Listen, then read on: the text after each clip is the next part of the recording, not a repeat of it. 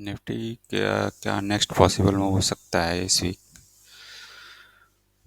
ये देखने की कोशिश करेंगे कि किधर की साइड हमें ट्रेड मिल सकता है, क्योंकि मंथली चार्ट पे अगर देखें तो एक बड़ी ग्रीन कैंडल फॉर्म हो रही है और अभी इसमें 4 दिन बचे हुए हैं इसको कम्प्लीटली फॉर्म होने में।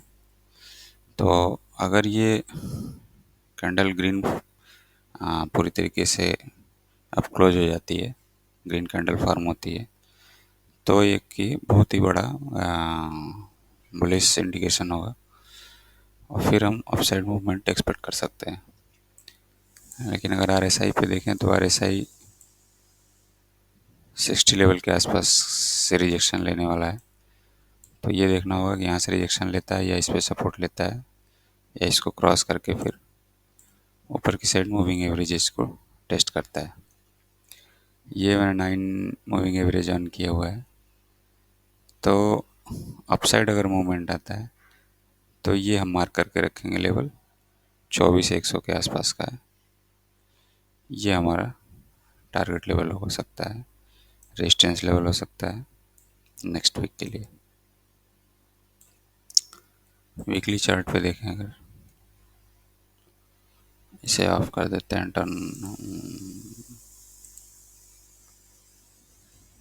9 AM में ऑफ कर देते हैं।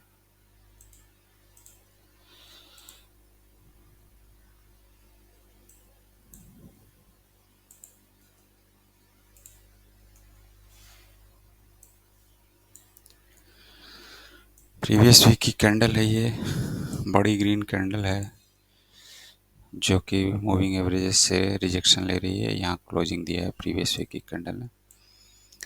अब इस वीक की ओपनिंग पे डिपेंड करेगा प्राइस कहाँ ओपन होता है। अगर गैप अप ओपन होता है तो या इस रेंज के आसपास ही ओपन होता है तो फिर मैं एक रिट्रेसमेंट एक्सपेक्ट करूँगा डाउन साइड की तरफ, क्योंकि आरएसआई भी लॉन्ग टर्म मूविंग एवरेज के आसपास है, यहाँ से रिजेक्शन ले सकता है।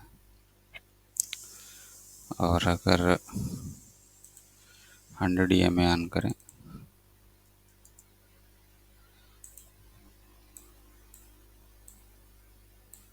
तो ये प्राइस 100 मूविंग एवरेज और 45 मूविंग एवरेज के बीच में वो कर रहा है, ट्रेड कर रहा है। तो वीकली चार्ट पे अगर देखें तो अगर ये लास्ट अप क्लोज कैंडल है इस डाउन मूव के पहले, तो ये एक ऑर्डर ब्लॉक कंसीडर कर सकते हैं। तो यहाँ प्राइस इन मूविंग एवरेज से भी रिजेक्शन ले रहा है, ये ऑर्डर ब्लॉक भी है। तो एक डाउन मूव मैं एक्सपेक्ट कर रहा हूँ इस वीक में। वो रिट्रेसमेंट भी हो सकता है या पूरी तरह से कंप्लीट रिवर्सल भी हो सकता है। डेली चार्ट पे अगर देखें तो पीछे अगर ट्रेडिंग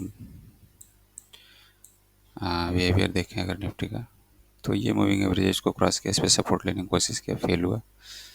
अगेन इससे रिजेक्शन लिया, डाउन मूव आया, सपोर्ट ब्रेक हुआ, फिर मूविंग एवरेज को क्रॉस किया, सपोर्ट लेने की कोशिश किया, फिर फेल हुआ, सपोर्ट ब्रेक हुआ। अगेन मूविंग एवरेज के ऊपर ट्रेड कर रहा है प्राइस। तो मैं एक रिट्रेसमेंट के साथ एक्सपेक्ट कर रहा हूँ कि इन मूविंग एवरेज को रिटेस्ट करे और इस पर सपोर्ट ले। आरएसआई भी 60 लेवल को क्रॉस कर गया है तो फिर देखते हैं रिट्रेस होकर आरएसआई सपोर्ट ले पाता है, सस्टेन करता है या नहीं बुलिश रेंज में, जो कि 4280 का है बुलिश रेंज। तो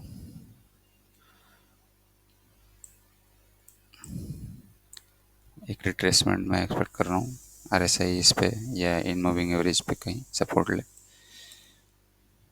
और प्राइस में एक रिट्रेसमेंट है और इन मूविंग एवरेज के आसपास कहीं सपोर्ट मिले इसे।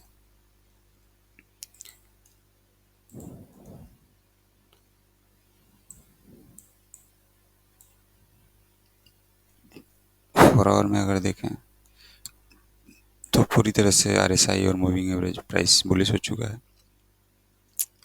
Negative reversal trend line draw कर लेते हैं, ये स्विंग हाई और ये स्विंग हाई। RSI में ये हायर हाई बनाया है, प्राइस में ये लोअर हाई है, तो एक तरीके से ये रिजेक्शन आ रहा है, इसे ड्रॉ कर लेंगे।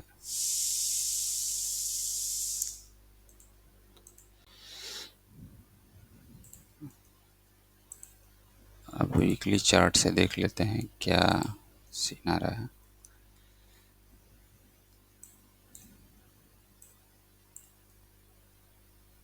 ये प्रीवियस वीक की कैंडल है, इसको मार्क कर लेंगे। प्रीवियस वीक का लो, प्रीवियस वीक का हाई।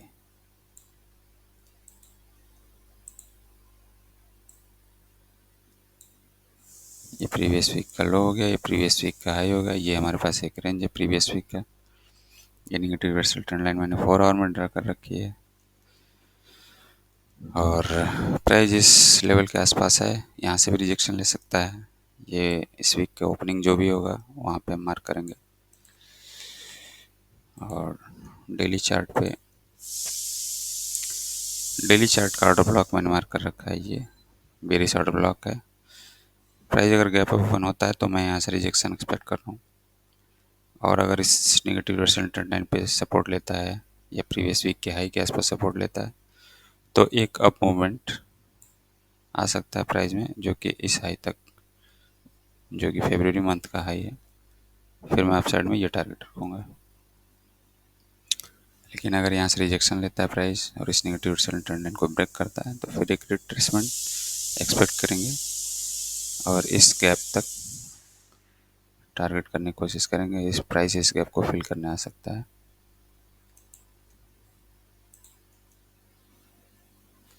4 आवर में भी अगर देखें तो ये बेरिश ऑर्डर ब्लॉक है, और प्राइस मैं एक्सपेक्ट कर रहा हूँ कि अगर गैप अप ओपन होता है तो यहाँ से एक रिजेक्शन ले, और रिजेक्शन लेने के बाद इन ट्रेंड लाइंस को ब्रेक करे, और यहाँ से फिर एक रिजेक्शन ले, रिजेक्शन लेने के बाद फिर एक रिट्रेसमेंट ट्रेड सेटअप में फाइंड करने की कोशिश करूँगा लोअर टाइम फ्रेम में।